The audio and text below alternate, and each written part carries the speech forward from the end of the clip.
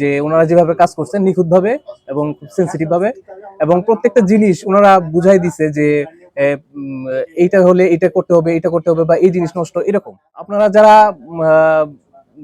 ল্যাপটপের সমস্যায় আছে নির্দ্বিধায় আসতে পারেন। তাই আমি গ্রিন রোড থেকে আসছি।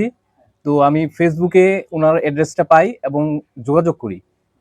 তো এখানে এসে দেখলাম যে তার মানে মানে অনেক ব্যাপক তার সার্ভিসিং এর কাজ।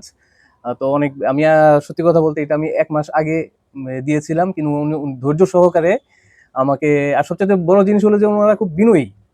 যে আমার কাছে যেটা ভালো লাগছে যে সার্ভিসিং এর লোক সাধারণত যতটুকু দেখছি এতটা বিনয়ী হয় না, কিন্তু ওনাকে দেখলাম এবং ওনার সাথে যারা কাজ করে তারা খুবই বিনয়ী, ভদ্র। এবং আমার সাথে আমি বারবার করছি, কোনো বিরক্ত হয় নাই।